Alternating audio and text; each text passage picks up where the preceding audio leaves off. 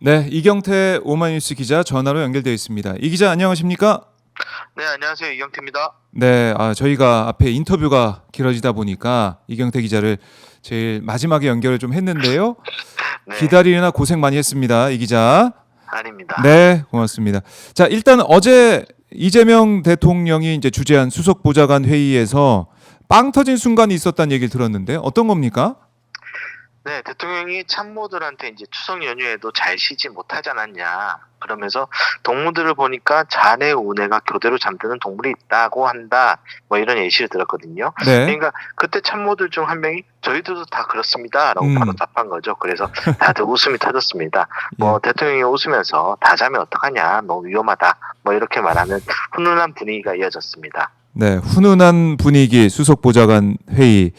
그러니까 대통령과 참모들의 이런 모습을 보면 특히 뭐 윤석열 정권 때 모습을 우리가 다 겪어봤으니까 대통령실이 그만큼 탈권위적이다 이런 생각이 드네요. 네, 그렇습니다. 뭐 전임 대통령실은 뭐 참모가 직언하면 살면서 들어보지 못한 수준의 욕을 듣곤 했다. 뭐 이런 증언까지 나오지 않았습니까? 네. 완전 다른 모습입니다. 게다가 취임 100일 기자회견 때 그 참모들이 다리를 꼬거나 의자 등받이에 편히 몸을 기대에 앉아 있는 모습이 주목받은 이유기도 합니다. 어떤 격식이나 건의보다도 일을 잘하는 게 우선이라는 현 대통령실의 기조를 알 수 있는 대목입니다. 네. 그리고 이재명 대통령의 발언, 바람이 이제 거셀수록 여는 높이 난다. 이 발언도 지금 인상적이었다는 얘기가 나오고 있는데요. 어떻게 해석할 수 있을까요? 네, 이 대통령이 어제 먹고 사는 문제를 해결하기 위해 없던 길도 만드는 게 정치의 책임이라고 했거든요. 네. 그러면서 이 말을 했는데 아무래도 어려운 대내외 여건, 즉 지지부진한 관세 협상이라든가 또 본격화된 미중 관세 전쟁 등을 다 아울러서 이런 위기를 기회로 삼자 이렇게 얘기한 것 같습니다. 네, 그래요. 그리고 참 어려운 상황이다. 그리고 참 답답한 상황이다. 이렇게도 생각할 수가 있는 게 바로 미국과의 관세 협상인데 미국 측에서 우리의 이제 수정 제안에 답을 보냈다라는 보도가 있었습니다. 대통령실에서 확인은 좀 해줬습니까? 네, 그렇습니다. 뭐 김용범 정치실장이 지난 10월 1일 인터뷰 때 네. 건설적인 대안을 디테일하게 만들어서 미국 쪽에 보냈다라고 한 바 있는데 그에 대한 응답이 온 겁니다. 조현 외교부 장관이 국감에서 관련해서 좀 이야기를 했지요. 네. 이에 대해 대통령실이 지난 9월에 금융 패키지 관련 수정안을 보냈고 이에 대해서 미국 측이 일정 부분 반응이 있었다라고 보충 설명했습니다. 네. 다만 이제 협상 과정이라서요. 구체적인 내용에 대해서는 밝히기 어렵다라고 했는데 현재로서는 직접 투자 비중을 조정하고 무제한 한미 통화 스와프를 체결하고 뭐 투자처를 선정하는 관여를 할 수 있도록 해달라 뭐 이런 등의 내용이라고 알려져 있습니다. 네. 자, 협상 상황 뭐 주의 깊게 봐야 될 것 같고 경주 에이펙 정상회의가 있으니까 10월 말입니다. 그때까지 계속해서 관심을 가져야 될 것 같습니다. 그리고 K컬처 문화산업에 대한 주문도 있었죠. 비공개 때, 그러니까 이 공개 이후에 수석보좌관 회의 비공개 회의 과정에서 이재명 대통령의 구체적인 지시도 나왔다고 하던데 어떻습니까? 네, 그렇습니다. 뭐 추석 연휴 민심을 살펴보니까 먹고 사는 문제가 가장 중요하고 이거를 위해서는 대한민국의 미래 먹거리를 만들어야 된다는 거거든요. 이 K컬처도 그런 맥락에서 나온 얘기입니다. 특히 좀 주목해서 볼만한 게 네. 순수 문화예술 분야에 대한 지원책을 마련하라는 대통령 지시였습니다. 그간 뭐 K컬처와 문화산업 그리고 그와 연계된 관광산업에 대한 지원책 마련 지시는 여러 번 있었는데 네. 순수 문화예술에 대해서는 상대적으로 좀 언급이 적은 편이었거든요. 특히 뭐 출판 분야를 포함해서 문학 관련 지원 방안도 강구하라고 했는데요. 뭐 해당 분야의 예술이 탄탄히 뒷받침되어야 문화 강국의 지속 가능성이 높아진다는 취지다라는 대변인의 설명이 있었습니다. 네. 그리고 대통령실이 이제 최근 캄보디아에서 벌어지고 있는 한국인 상대 취업 사기 납치 그리고 감금 고문 등의 범죄 관련 관계부처 TF 회의도 열었는데 어떤 얘기가 오갔는지 궁금합니다. 네, 이게 뜨거운 현안이죠. 네. 대통령이 지난 주말에 해당 사건에 대한 총력 대응을 주문하면서 이 TF가 구성됐어요. 그래서 유성란 안보실장이 외교부 등을 외교부, 뭐 법무부, 국가수사본부 등을 모아서 이제 TF 회의를 했는데요. 네. 일단 관련된 한국인들을 빨리 국내로 송환하기로 했습니다. 그리고 수사 인력 급파도 검토 중이에요. 뭐 경찰에서는 오는 23일 캄보디아 경찰청장과 이 회담을 통해서 네. 뭐 여러 가지 합동작전 추진 등을 논의할 거라고 했는데요. 사실 현지 경찰과의 협조가 쉽지 않다고 합니다. 결과적으로는 정말 이 정부가 모든 관계 부처가 총력 대응해야 할 사안으로 보입니다. 네.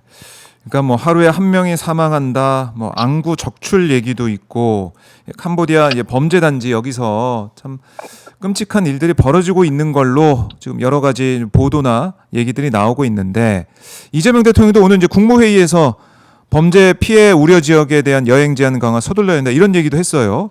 캄보디아 관련된 얘기라고 볼 수가 있겠네요. 네, 그렇습니다. 오늘 안 그래도 그 부처 보고가 2건 있는데 그중 네. 하나 이 캄보디아 취업 사기 감금 범죄예요. 그래서 이 부분에 대해서 보고를 받기 전에 대통령이 모두 발언해서 이 부분에 대해서 좀 어떤 대책을 마련해야 된다. 네. 뭐 앞서 얘기했듯이 신속한 국내로 송환, 그리고 이제 양국의 치안 당국 간 상시적인 공조 체제를 구축해 달라. 아하. 뭐 게다가 이제 지금 전국 각지에서 이제 신고가 나오고 있지 않습니까? 그렇죠. 예. 네, 그런 데 대한 실종 신고 확인 작업부터 해서 뭐 이제 그 여행 제한 강화, 그리고 재외 공간에 도움을 요청 즉시 상시 대응하라, 뭐 이런 지시도 했습니다. 좀 뭐 대통령이 또 다른 경로 들으신 바가 있나 봐요. 이제 네. 현지 교민들이나 국가기관 소속 공무원들이 예산이 없다 보니까 자기 사비를 털어서 지원해주고 있다, 뭐 탈출 도와주고 있다라는 얘기가 들리는데 최소한 예산 문제 때문에 이런 일에 지장 생기지 않도록 네. 가용한 자원을 총동원해라, 뭐 이런 얘기도 했습니다. 그래요. 심각한 이 사안 빠르게 대응해야 된다라는 생각이 듭니다.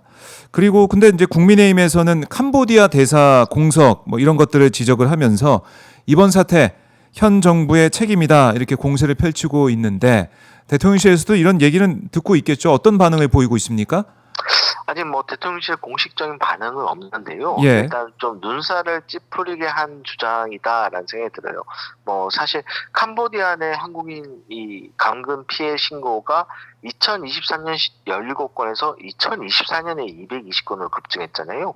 이때는 윤석열 정부 때 아니겠습니까? 그렇죠. 이 주한 캄보디아 대사관이 이런 취업 사기 감금 피해 관련 경고를 홈페이지에 한 것도 지난해 6월이고 네. 뭐 방송에서 이 관련된 보도가 나온 것도 2024년 8월입니다. 네. 이런 걸 보면은 오히려 윤석열 정부에서부터 이런 심각성을 좀 파악하고 대사가 있던 그때 그 당시 공식 대사가 있던 그때부터 좀 잘했어야 되는데 그때 정부가 좀 캄보디아와 매달렸던 거는 공적 개발 원조 사업입니다. 이미 국감에서도 지적이 나왔는데요. 그때 당시 이제 주 캄보디아 대사가 발령 후 매달 ODA 관련 회의를 했다라는 거 아닙니까? 네. 이런 거에 대해서는 좀 돌아봐야 되지 않나 이런 생각을 해봅니다. 그래요. 윤석열 정권 때는 뭐 했냐 이런 비판이 나올 수밖에 없다라는 거고. 그리고 이제 장동혁 국민의힘 대표가 어제도 김현지 부속실장 또 봉욱 민정수석 국감 출석을 요구하는 입장을 내놨는데 대통령실에서는 또 어떤 반응이 나왔습니까? 뭐 대통령실은 기존 입장대로 국회가 결정한 바에 따라서 예. 그리고 국회에서 정하는 관례에 따라서 우리도 따르겠다, 뭐 이런 입장을 내놨어요. 원론적인 입장인데 다만 분위기가 좋지는 않습니다. 이미 봉욱 민정수석이 특히 관례를 말했는데 통상 민정수석은 비서실장이 운영위 출석을 위해 대통령실을 비우면 네. 대통령을 보좌해야 하기 때문에 참석이 좀 어렵습니다라는 불출석 사유서를 내는 게 관례였거든요. 그래서 이제 출석 여부를 좀 더 두고 봐야 될 것 같아요.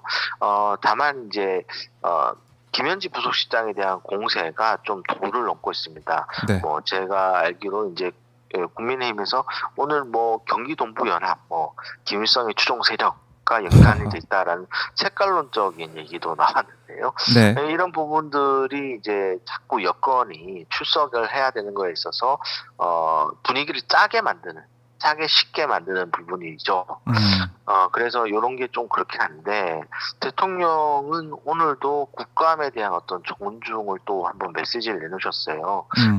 이제 이게 어떻게 보면은 저는 두 가지로 해석이 되는데 하나는 어제 있었던 조혜대 대법원장 그리고 지금 계속되는 이제 대통령실과 정부 인사들에 대한 출석 요구, 여기에 대한 양면적 중의적인 의미가 좀 있다고 보는데 네. 국회가 국민을 대리해서 하는 국정에 대한 감시, 뭐 행정부, 사법부에 대한 견제 활동 이것은 헌법이 정하는 의무이자 국회의 권한이다.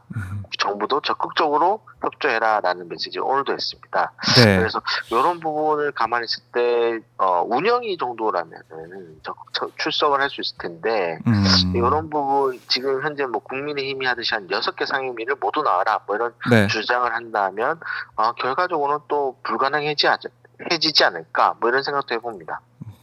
그래요. 이 공방이 국감 내내 이어질 것 같고, 자, 오늘 이재명 대통령 일정 조금 전에 국무회의가 진행돼서 마무리가 됐죠? 어떤 얘기가 나왔는지 잠깐 정리를 좀 해볼까요? 네, 아까 전에 얘기했던 그 캄보디아 사건에 대한 어떤 당부들이 있었고 미중 무역 갈등에 따른 어떤 이 여파에 대한 대책들 마련을 해야 된다. 뭐 이런 주문이 있었습니다. 특히 좀 인상적인 부분은 원래 준비했던 원고는 여기까지였습니다. 하지만 이제 핸드폰을 꺼내시더라고요. 핸드폰을 꺼내서 이제 몇 가지를 체크하기 시작했습니다. 이게 원래 기자들한테도 비공개될 것이다라고 했는데 계속 이어지더라고요. 그래서 이제 국방장관을 상대로 한 얘기가 있었는데 어제 국감에서 그 내란 가담자가 이거 승진 대상에 올라왔다라는 지적이 있었죠. 네. 여기에 대해서 이제 대통령이 따지면서 이게 사실은 사실이냐? 사실이 이 국방부 장관이 무작정 이제 인사 대상에 넣지 않게 되면 시스템상 직권 남용으로 걸릴 수 있지 않냐, 뭐 이런 부분에 대한 설명을 좀 했어야 되는 거 아니냐, 네. 뭐 이런 얘기를 했습니다. 그래서 안규백 장관이 뭐 계엄에 관련해서 가담 등의 이런 것들이 나오면 즉시 인사를 취소할 수 있도록 돼 있다라는 설명을 했고요. 네. 대통령도 계담과 내란에 대해서는 정말 발본색원해야 된다. 뭐 극히 경미한 가담 부역이라도 승진할 수는 없다. 뭐 이런 입장을 내놨습니다. 그리고 뭐 성평등 가족부 그리고 뭐 국토부 등에도 이제 질의응답을 진행했고요. 네. 특히 그 국회 증언 감정에 대한 어떤 처벌 등 조사 그 증언 감정을 위반했을 때 조사를 어떻게 하고 있는지에 대해서도 이제 행안부 본부를 상대로 상당히 질책에 가까운 주문을 했어요. 그러니까 왜 국회에서 증언을 요구했는데 거부하고 대도 아닌 일로 거부하고 가서 거짓말하는 일이 반복되고 있는데 이런 것들을 제대로 조치를 취하지 않은 것 때문에 이런 일이 반복되는 거 아니냐. 그러니까 빨리 이런 부분을 알아봐라. 뭐 이런 지시가 있었습니다. 이재명 대통령이 꼼꼼하게 지금 국민들의 목소리를 듣고 또 민심을 파악하고 있다 이런 생각이 드네요. 이 준비한 멘트뿐만이 아니고 휴대폰을 꺼내서 또 하나하나 살펴보는 거. 이게 참 이 국무회의에 참석하는 장관들 입장에서는 준비를 많이 해야 될 것 같습니다. 그렇습니다.